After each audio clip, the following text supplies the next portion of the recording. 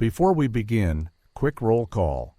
Tell me the city you're watching from and the exact time there right now. Keep that time in your head because minutes matter in this story. The first fall storm started on a quiet night in late spring when the Signal Service office in a river town closed its shutters at 6 and left one junior clerk on watch. His name was Owen Blakely. He had a code book, a wall clock set to standard time, and a telegraph sounder that clicked only when the district station keyed a weather advisory. He was not a forecaster. He copied bulletins and raised or lowered flags on the courthouse roof according to orders. Red pennant over a square means gale. 2 red flags with black squares means hurricane. He signed a small form for each change and put the form in a drawer for the morning chief. Owen had a side habit the chief did not forbid because it looked like diligence. He made a second copy of every bulletin and carried it to the night editor at the Herald. The paper liked to run a one-line box called Weather Warnings as a public service. In a town that lived by barge schedules and bridge tolls, flags moved money. If a gale signal went up, the bridge tender set chains across the span, and the switchyard dispatcher wrote slow orders. If 2 flags went up, the tender shut the span, and the dispatcher halted perishable freight that needed to cross before dawn. The people who owned meat on ice and fruit in crates learned to read the roof. The man who waited for Owen at the Herald was called Worth. He set the midnight page and did not waste words. He kept 2 pieces of iron on his desk, a small stamp that said bulletin and a date wheel. He liked things that could be proven with a single look. If Owen brought him a bulletin, Worth set a one-line item and inked the stamp. He did not argue about weather. He looked at time. The problem was that Owen did not always wait for the wire. On the spring night that started the pattern, the district office sent nothing by 8, nothing by 9, and then a short test click to say goodnight. Owen looked at the barograph trace on the wall. The pressure line was steady as a porch rail. The flags should stay down. He still took his second copy to Worth with a tiny change. Gale advisory expected in the early hours. It looked like a harmless hedge, the kind of line that sells a few morning papers. Worth stamped it and set it low on the page. At 10:30, a new customer came to the Herald door, a man in a neat coat who introduced himself as Victor Crane, special agent for Midland Mutual. He said he wanted to buy a small advertisement to run next to the weather warnings box for the next 4 weeks. It would remind merchants to check their policies for wind and flood riders. He paid cash for the ad, more than the column was worth, and asked whether the Herald could telephone him when a gale flag went up so he could mobilize adjusters. Worth did not have a telephone. He had a boy to run messages. He agreed to send the boy. At 11, a message did arrive, not from the district, but from a line office upriver that had no business sending advisories. It was addressed to Owen by name and used the right signal service groups, but the spacing between groups was off by a hair, like a man tracing letters rather than writing them. It read advance gale probable after 3 a.m. hoist pennant 1 a.m. for public caution. Owen hesitated. The Signal Service book did allow a local officer to raise caution flags in the absence of a district bulletin if a barograph fell rapidly or if ships reported weather by whistle or lamp. None of that had happened, but he had a written line on his desk and a town that liked to see action. At 12:58 a.m., Owen wrote his signature on a change of signal slip and climbed the courthouse stairs with a lantern. He ran the red pennant up the halyard over the square and tied it off. A minute later, the bridge tender saw it in the lantern glow and set the chains, then made an entry in his log. closed on gale signal at 1:03. The switchyard night dispatcher wrote 2 words on the chalkboard for the eastbound out of the slaughterhouse spur: hold refrigerated cars. He added another word to keep the crew calm: precaution. The barograph did not flinch. The river was flat as if it had been hammered. The lighthouse, 2 bends down, kept its lamplight even and steady. But a red flag will beat a quiet sky in any town that has been fined for gambling on weather. The icehouse boss sent 3 men to check the brine level and then told the yard not to move his carts across the bridge until after dawn. The fruit broker cursed in 2 languages and paid for another hour of ice because sweat costs money, and flags are not theory when you have crates going soft. A man like Victor Crane knows exactly what that hour is worth. By 2:30, Owen should have had a confirming wire from the district station. He had nothing. He sent a query keyed like a church bell. District, please confirm gale advisory. The district operator sent back a single code group that meant hold until morning report. Owen chose not to lower the pennant. He wrote in his drawer copy that river reports indicated gusts below the bluff. It was a sentence that sounded official and said nothing. He delivered a second slip to Wirth, who added a line to the 3 a.m. edition without changing the stamp. Bulletin was already inked. Here is where the money clicked. The bridge tender wrote an incident number on his sheet and a note to collect overtime under a clause that pays when flags order a closure. The switchyard dispatcher wrote a delay reason that lets a railroad bill shippers for cars held due to weather. The meat company and the fruit broker wrote the opposite note to claim against their policies for spoilage due to weather stoppage. Those claims did not need wind. They needed records that said weather, and the records all lined up because the pennant was visible from every office in town. At 4, the wind did freshen, as wind does before sunrise, but not past what men call a hat wind. Owen met the sunrise with dry shoes. He lowered the pennant at 6 and left the slips in the drawer for the morning chief, who signed them without reading. The chief was tired. He had spent the week answering letters about a drought west of the river.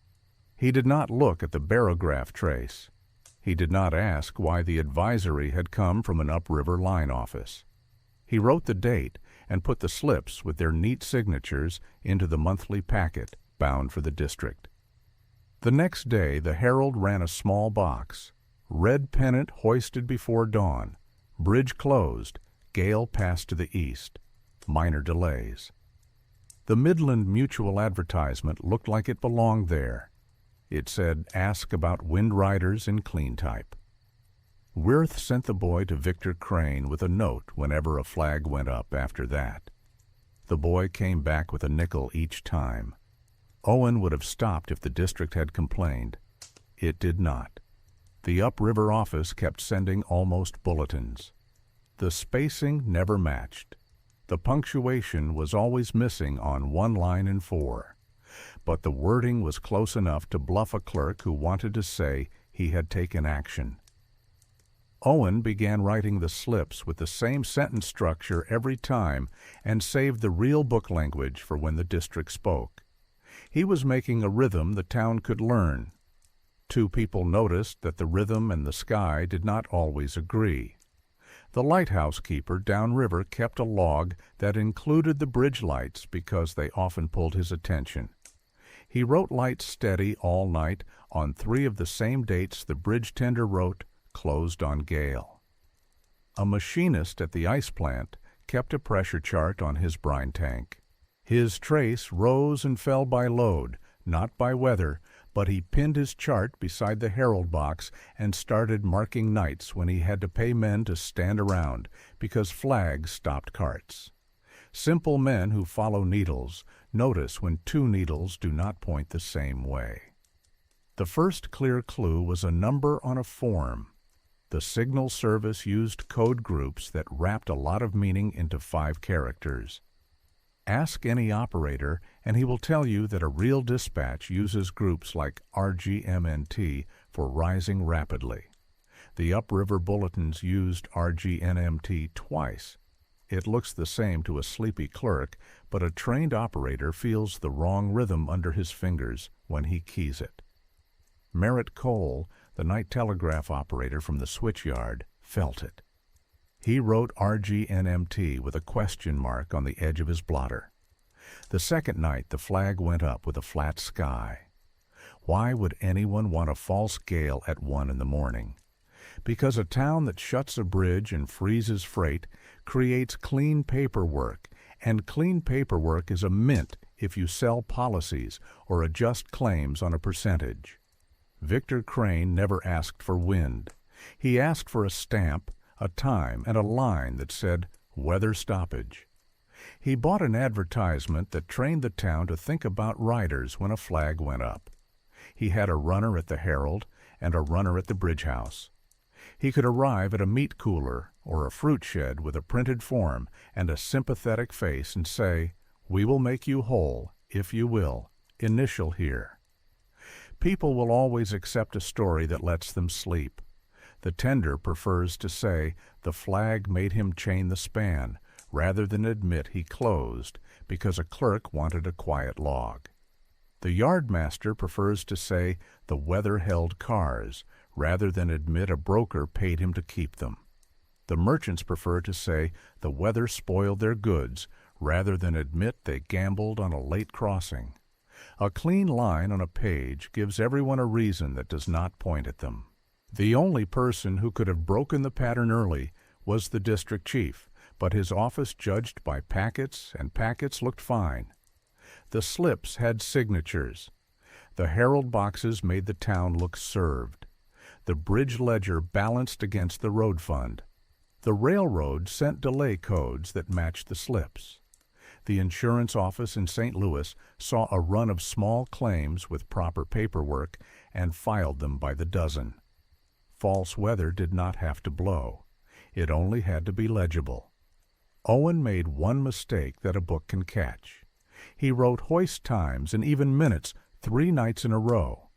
Real warnings rarely land on even minutes because operators are people, and people finish words when they can. The lighthouse keeper wrote 103 in his lamp log on the night the tender claimed 1 garce exactly, and the yard chalkboard said 1 garce exactly, and the Herald box said 1 garce exactly. 3 clocks at 0 tell a different story than 1 man with a lamp at an odd minute. By the end of the second week, the pattern had a shape. Minor advisories that never came from the district. Flags raised at 1 or 2 in the morning. Bridge closures logged within 5 minutes. Yard holds on perishable cars. Insurance notices placed next to weather warnings. Small claims filed clean and fast. No broken trees, no ripped shingles, no scoured docks. Just paper that said weather. The last line in Owen's drawer on the 12th night read 2 red flags at 3 if wind rises. He had never raised 2. The code group said hurricane. The barograph drifted a little as dawn neared, the way it often does before heat builds, but not like a fall that splits coffee cups. He looked at the courthouse stairs and the empty sky and the drawer full of slips with neat times. He lit the lantern anyway and took the flags in his fist. The bridge across the river was a lift span with a small house bolted to its truss, a clock on the wall, and a ledger that decided who moved and who paid. The man inside at night was the bridge tender, Harlan Veach. His rules were simple on paper. If the courthouse roof showed a red pennant, he set chains across the roadway and wrote closed on gale in the ledger with the exact time. If 2 flags went up, he locked the gates and cranked the span up a few feet so no wagon could panic him into an exception. He did not argue with weather. He obeyed orders he could point to. Orders in his world came in 3 forms. The first was visual. the flag on the courthouse. The second was a printed bridge order, drawn from a stack of carbon slips, stamped with the county seal, and a pre-written reason line. The third was a telegraph copy from the switchyard dispatcher a mile back from the river. If any one of those three said the span should close or traffic should slow, Harlan had cover. He needed cover more than he needed a clean conscience, because a closed span created costs that would write his name back to the road fund if the paperwork was sloppy. The bridge order slips carried 4 blanks: date, time of closure, reason code, and reopen. Reason codes were a shorthand the auditor liked. W1 for wind advisory, W2 for gale, W3 for hurricane, F for flood rise, M for mechanical. The slips were stored in a drawer with the county seal press and a crimped ribbon. Harlan never pressed the seal himself. A messenger from the clerk's office usually brought pre-sealed blanks as a courtesy to save steps after midnight. On the nights that matter, the slips with W2 and W3 were already sealed before any wind built. The yard's part was chalk and wire. On a red pennant, the night dispatcher put a hold next to any perishable cut destined to cross the river. Refrigerated cars from the slaughterhouse spur, citrus and bananas in iced reefers, milk cans in the caboose of a local, any of those stopped at a siding and waited for morning. The dispatcher wrote hold due to weather on the chalkboard and copied it into a book that could bill shippers for delay or protect the railroad from penalty if a consignee complained. He also sent the bridge a courtesy wire with the train numbers he was holding, so the tender could note them if a teamster asked why the road was chained while the tracks looked empty. Cold freight is a clock. Meat starts to climb the minute ice is disturbed. Fruit needs air and fresh ice every few hours, or the bottom crates turn. Every minute a span stays shut after a hold goes up is money. Those minutes show up later as overtime on a crew sheet, as extra ice ordered from the plant, as a spoilage line in a broker's notebook, and as a claim filed with a company like Midland Mutual. If the claim lists weather stoppage and the bridge ledger says the same and the yard book agrees, the claim clears faster than an argument over negligence. That speed is what Victor Crane sold and bought. Crane did not appear with an umbrella and a sad face after a storm.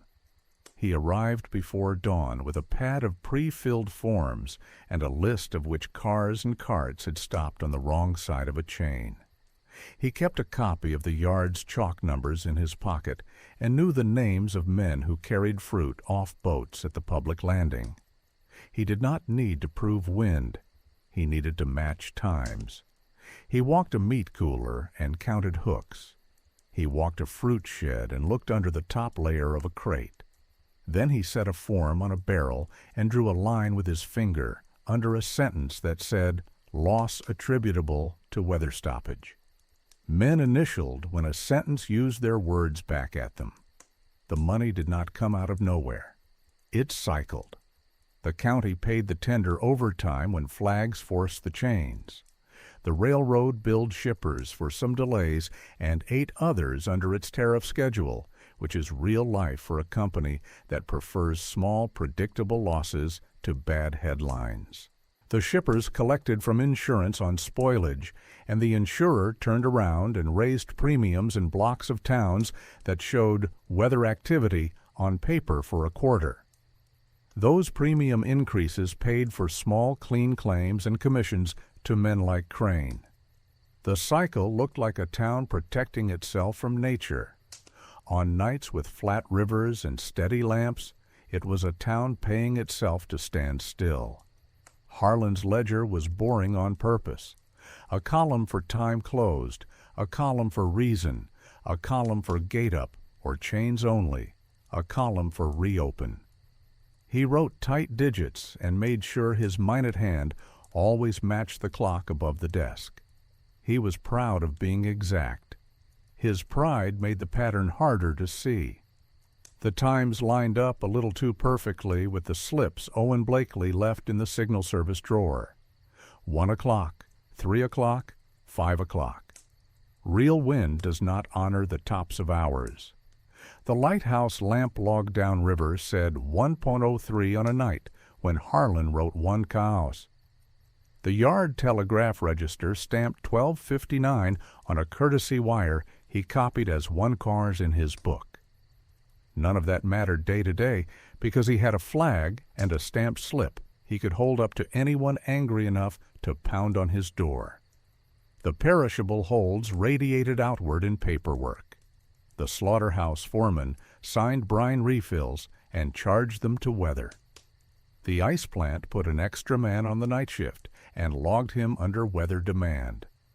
The fruit broker sent a runner to the cold room with sawdust and blank newsprint to pad crates and wrote loss reduced by mitigation in a neat hand that pleased adjusters.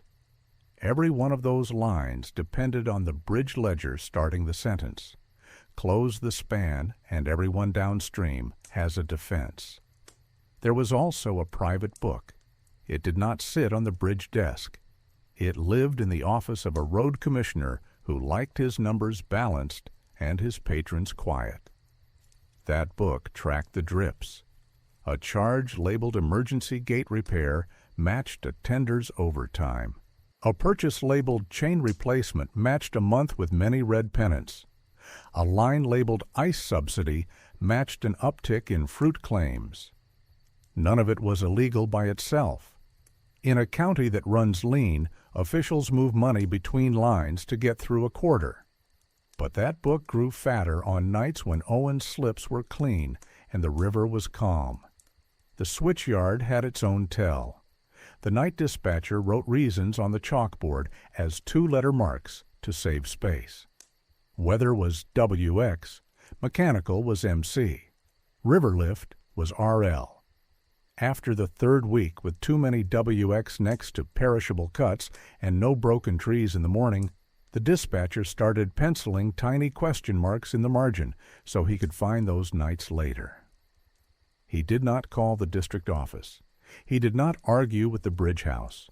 He protected his own record because any fight over a delay ends at his desk, and a man with a clean board survives audits. Crane's route grew predictable. He stopped first at the bridge to copy the ledger times. He stopped second at the yard to copy the chalkboard before crews wiped it.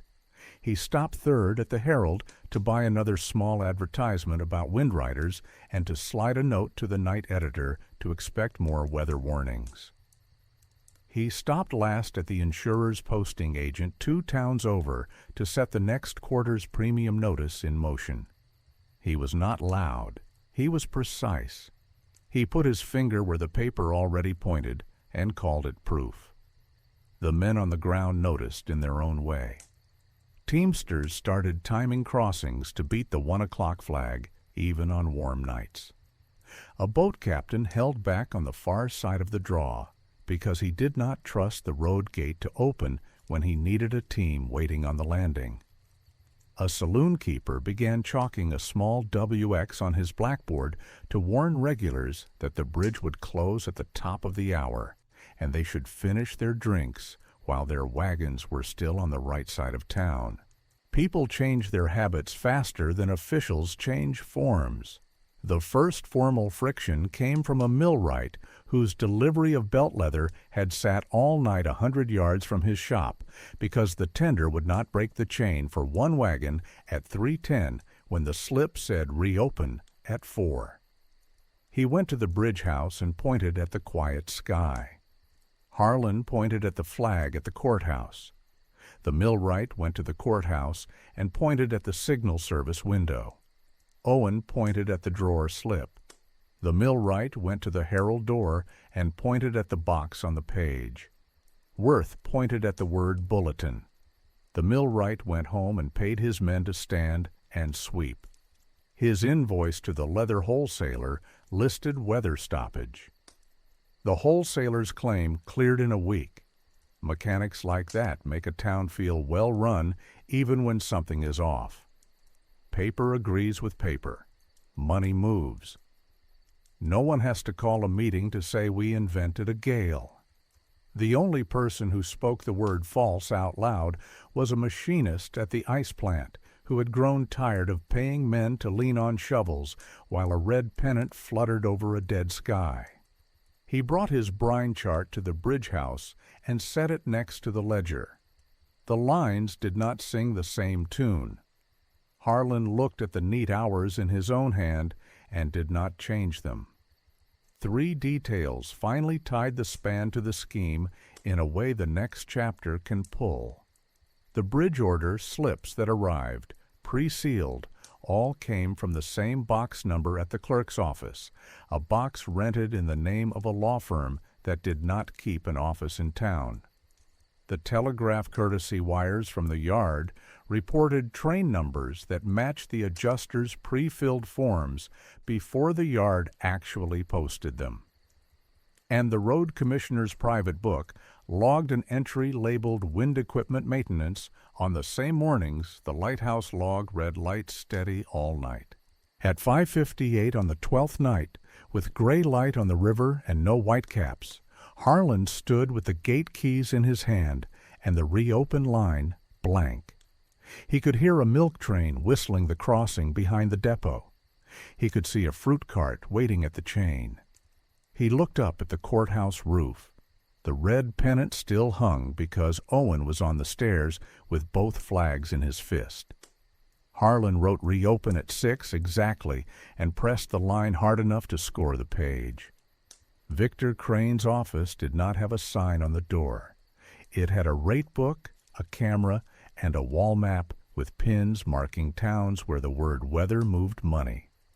He worked for Midland Mutual as a special agent, which meant he could bind small policies on the spot, advance payments on clean claims, and recommend premium changes by territory every quarter. His commission depended on volume and speed. Volume came from merchants who feared spoiled stock. Speed came from paperwork that matched itself without argument. The flags and bridge orders gave him both. He added a third piece to lock it in place, photographs that made a neat line of type feel like a fact. Real photo postcards were cheap proof. You could take a picture at noon, print 10 on postcard stock by evening, and sell them by the next day. Crane hired 2 locals who already made views for tourists. He did not ask them to lie. He asked them to compose. When a gale box ran in the Herald and the span chained at 1, the photographers went out at dawn looking for any scene that could pass for aftermath. A pulled sheet of roofing tin near a shed, a toppled crate by the landing, a wagon wheel half buried where a teamster had dumped it last year. They arranged elements to tell a single sentence. Wind was here. Then they scratched a caption into the negative so it printed in white. Gale follows the river bend. Storm debris at North Landing. Warnings saved the big span. Crane attached the cards to notices of loss like stamps.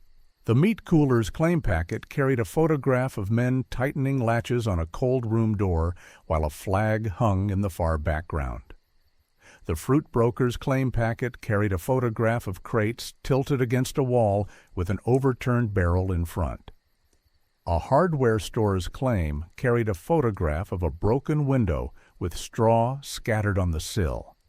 He did not need wreckage. He needed a picture that matched the time and the tone of the ledger. Adjusters in St. Louis did not visit every small loss. They looked for 3 things: a date, a cause, and a sense that the scene belonged to the cause. A postcard pinned with a straight pin to a proof of loss form answered all 3. The numbers moved in a fixed order. A merchant filed a notice of loss within 48 hours for spoilage due to weather stoppage. An adjuster, sometimes Crane himself, verified times against the bridge book and the Herald box. The adjuster wrote an amount for salvage and an amount for total loss. The meat company recorded hooks trimmed and barrels of brine used to keep the room cold. The fruit broker listed crates culled and sawdust bought. The ice plant receipt sat underneath. The packet went to Midland City office. The office paid small losses immediately and reserved larger ones pending quarterly review.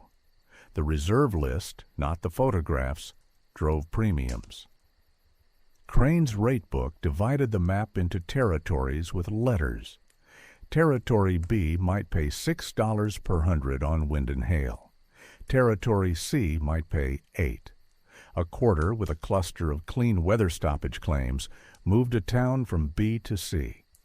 If 3 towns in a line showed the same activity, the entire river bend could jump. The notice went out as a circular on company letterhead. Beginning July 1st, premiums on wind and flood riders will reflect recent activity. The circular did not accuse anyone of anything. It praised the vigilance of local officials. It complimented newspapers for public service. It quietly raised the price of sleep. Crane did not falsify bills of lading. Shippers did that when it served them. A broker who missed a crossing by an hour would ask the yard to rewrite the time so the delay read held due to weather. A clerk, loath to argue with a customer who shipped 3 cars a week, might oblige.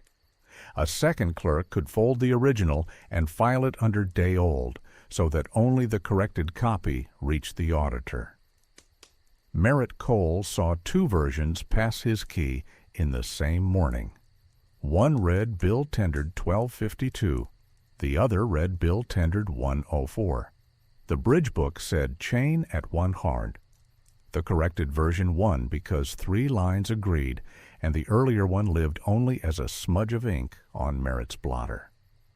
The postcard men made mistakes that any careful eye could find. In one card, the courthouse flag reversed direction between frames, while the shadow under the eave did not move, proof that the photographer flipped a negative to vary a composition.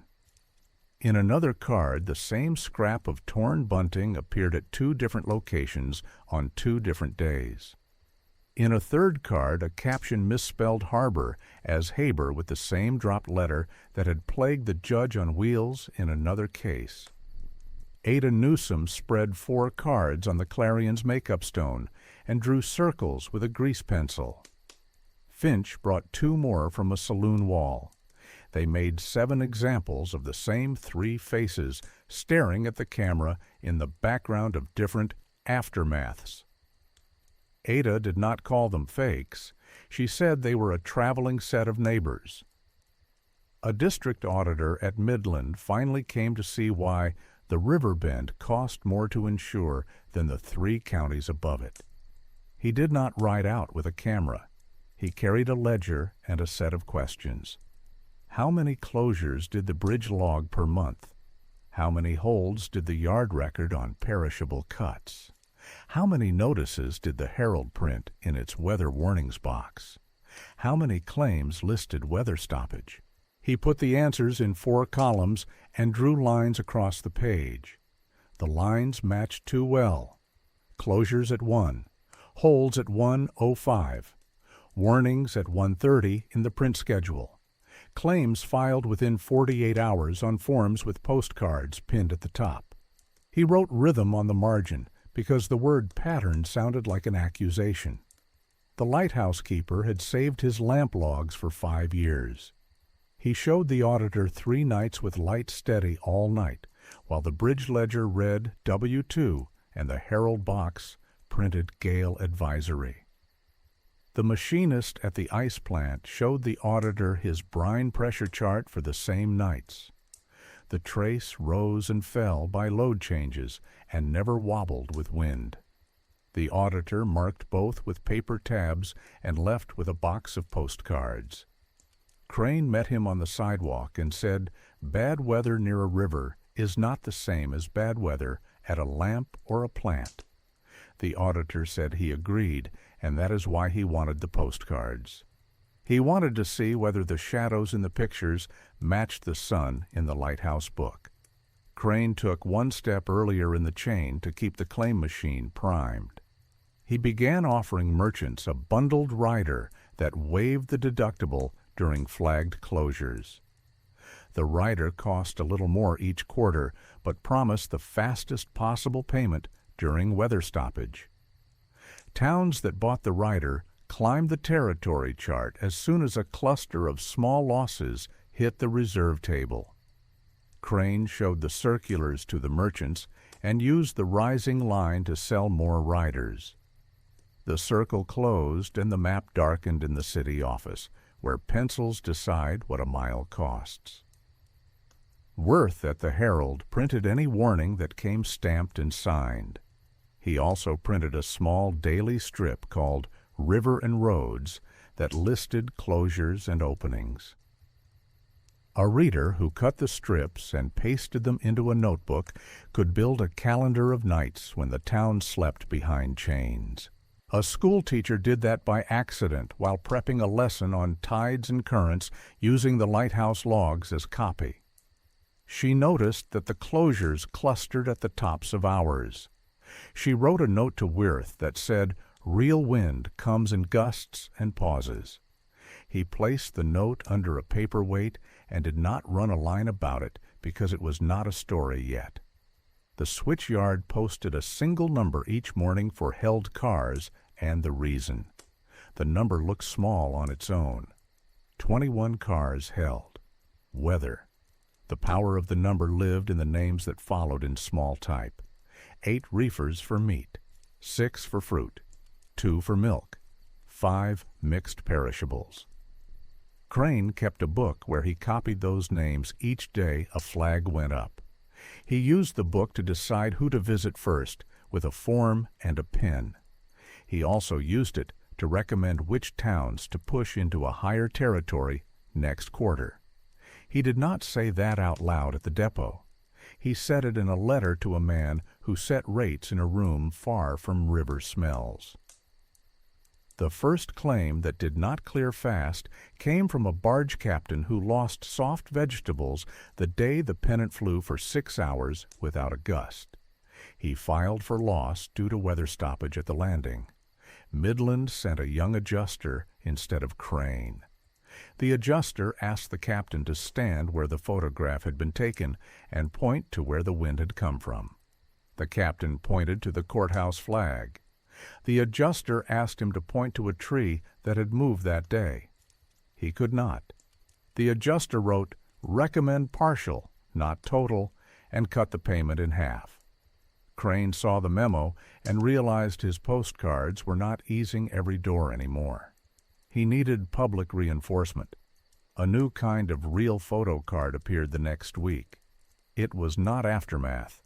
It was public service. Men holding ropes on the bridge. A deputy pointing with 2 fingers at a chain.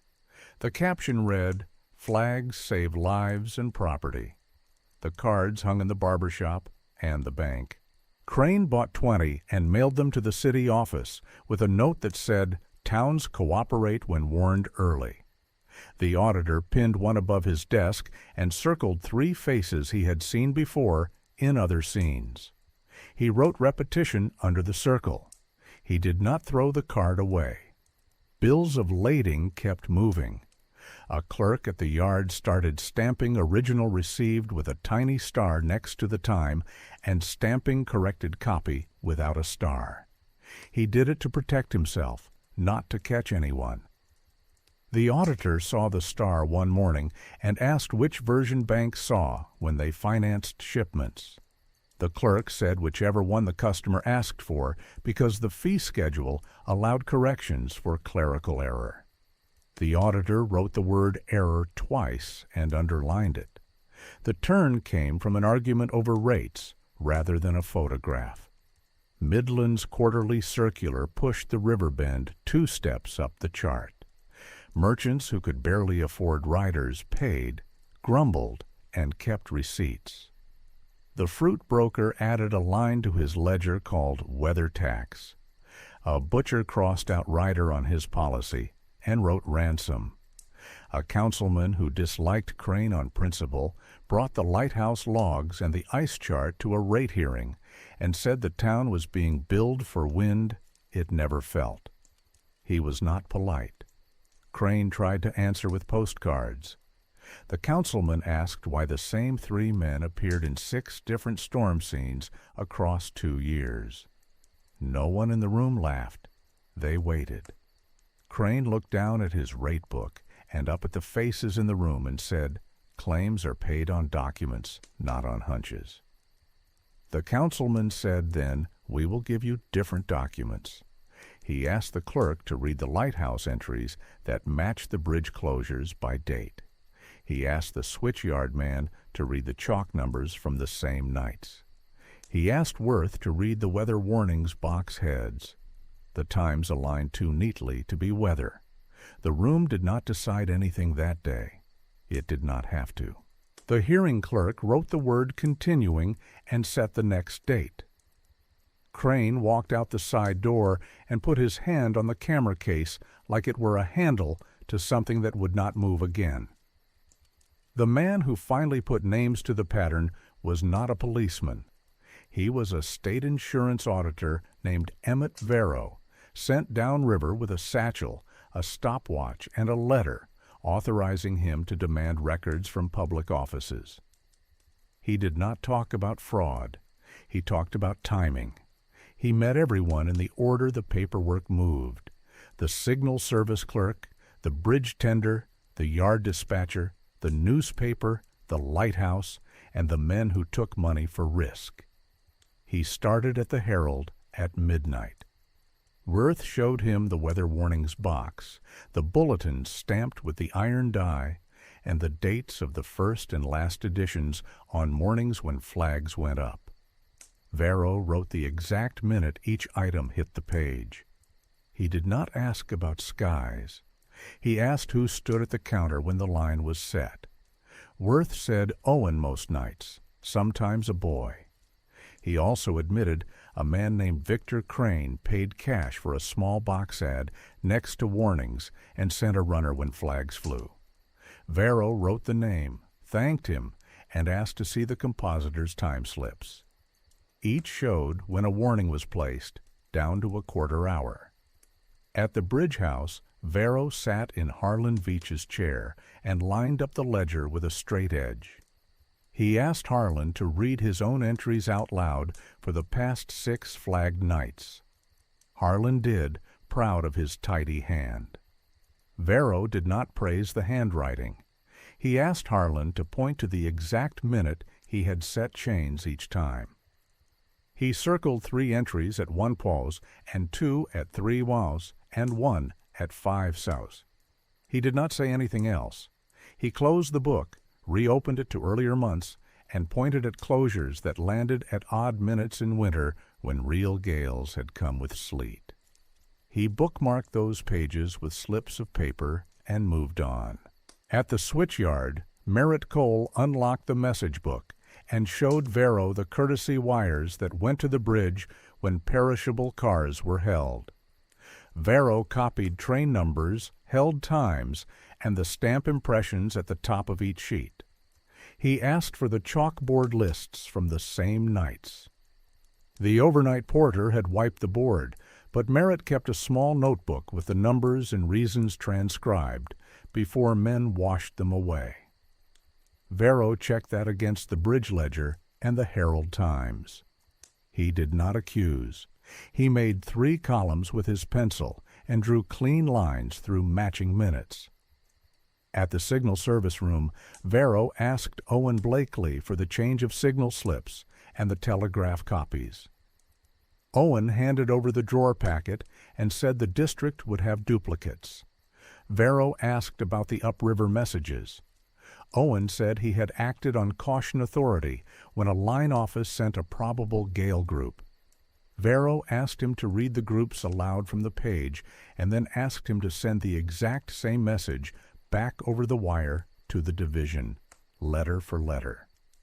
Owen keyed the groups. Vero stood behind him and watched his fingers. When Owen reached the RGMNT code for rising rapidly, his ring finger hesitated because the message on the page read RGNMT. The wrong grouping forced a different movement. Varro wrote that down. He had learned Morse in the war. Fingers know the truth, a mouth will decorate. Varro asked Owen to explain why 3 hoist times landed on even minutes.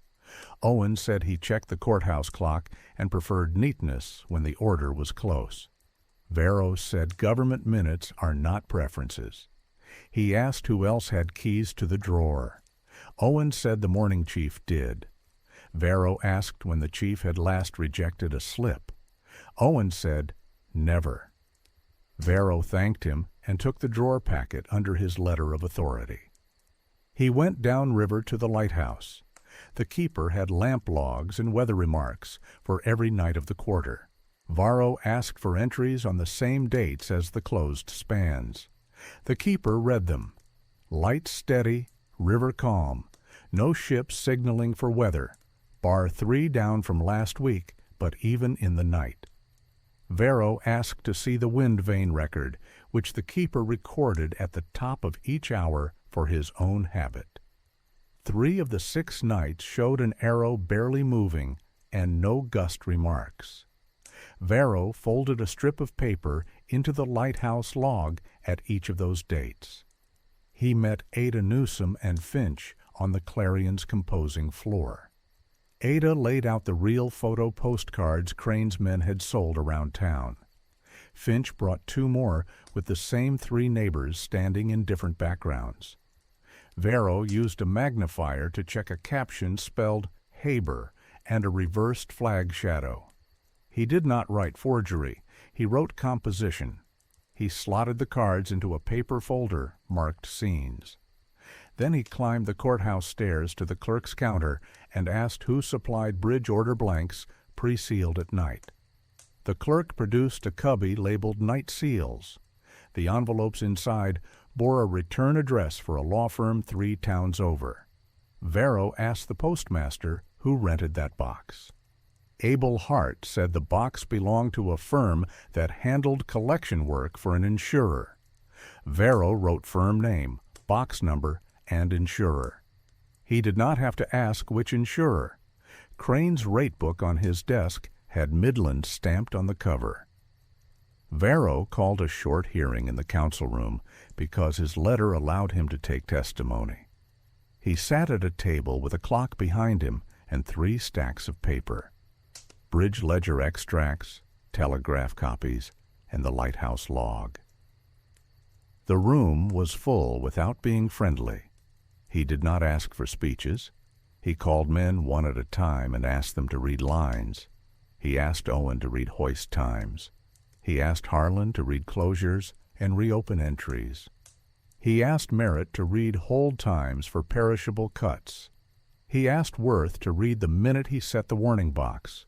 He asked the lighthouse keeper to read his remarks for those nights. Then he read the telegraph groups where the letters were off and asked Owen which office sent them. Owen said an upriver line desk. Varro handed him a printed list of authorized sending points. The office name was not on it. Victor Crane arrived late and stood by the door with his hands folded over a black case. Varro did not call him until the end. He asked Crane to explain why his advertisements for windriders always ran next to warnings and why his forms matched the held cars before the yard posted numbers for the public. Crane said that an agent who knows a territory anticipates. Varro asked him to open the case. Inside were pre-filled loss forms for 3 merchants who sat along the wall, a camera, and a roll of postcard stock. Varro asked him to show any photograph that matched a damage claim where the damage could not be seen with the naked eye. Crane handed over a card showing a tilted crate and a caption that used the same wrong spelling as a card from last year. Varro slid both into the folder marked scenes and closed it. Paper alone does not convict. Varro built what he called a triangle of independent clocks: the courthouse roof, the bridge house, and the lighthouse.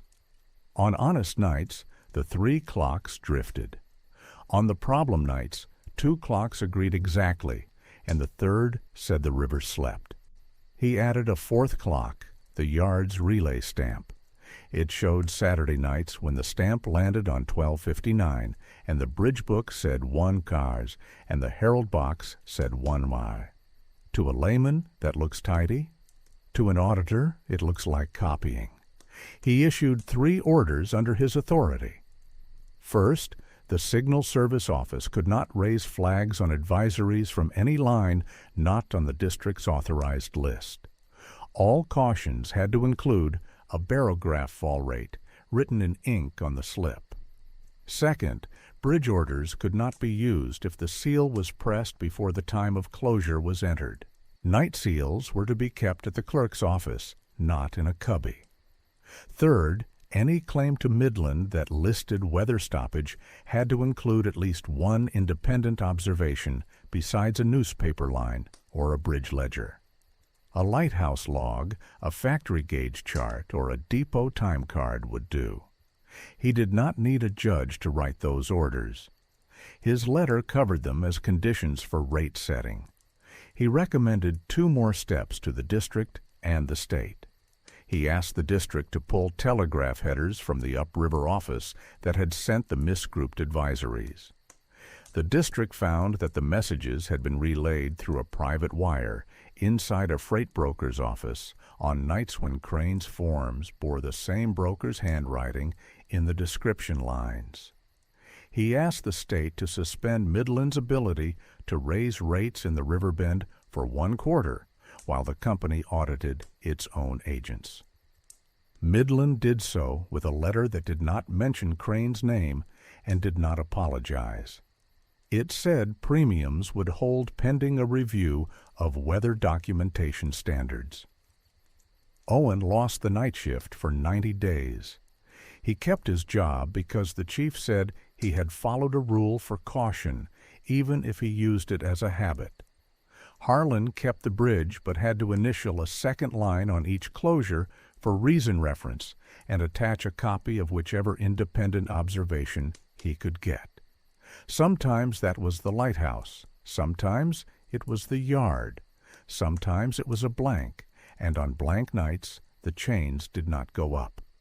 Merritt stopped sending courtesy wires unless the district printed a bulletin on blue paper or the barograph showed a real fall.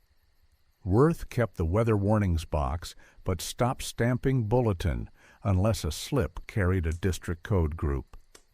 Ada wrote a 2-inch item on the River and Road strip explaining the new standard without using the word scandal. Crane left town before the 2nd hearing. Midland replaced him with an older man who wore a bowler and kept his hat in his hands when he talked.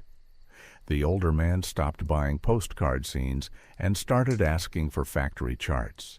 He paid slower and paid less. Merchants growled but adjusted. The rate circular did not climb that quarter. It did not fall either. It stayed where Vero's letter held it.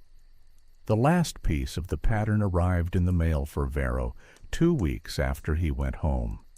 It was a small envelope with no return address. Inside were 3 telegraph strips with misgrouped letters and a note that said, "These came over our wire at the broker's desk and not from any office that lists weather as a duty." The note was unsigned. Vero filed it under the scene folder and wrote the phrase, "Source confirmed." On the first clear night after the orders took hold, the barograph fell as a front walked in sideways from the prairie.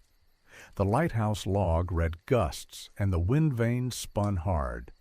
Owen sent a real district advisory. Harlan set chains at 1:17. Merritt wrote hold at 1:19. Worth stamped bulletin and set the line at 1:30. The next morning, no one filed a claim for meat or fruit. 2 trees dropped along the river road. A woman lost shingles. A boat scraped a piling. The town used the bridge ledger to explain a real sky for the first time in a month. Vero's report ran 20 pages and named no one as a criminal. It adjusted procedures and closed the convenience gaps that let men buy quiet nights with neat minutes. The hearing clerk stamped the file and shelved it with other dull successes. People kept their maps and their riders. The council kept its pride. The railroad kept its chalk. The lighthouse kept its lamp and wrote its odd minutes in the margin like always. The signal service kept the red pennant folded on the counter until a district wire told a clerk to climb the stairs. The last false flag never left its drawer.